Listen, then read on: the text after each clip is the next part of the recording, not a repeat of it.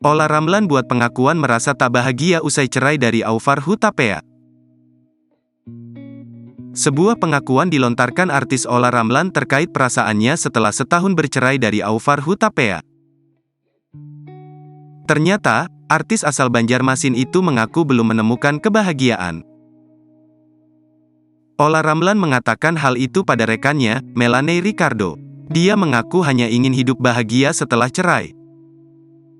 Diakui Ola Ramlan, ia masih belum berhasil menemukan kebahagiaannya.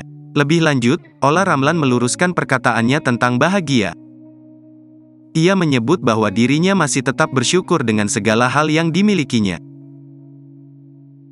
Hanya saja, ia mengaku belum berhasil berada di titik benar-benar merasa begitu bahagia.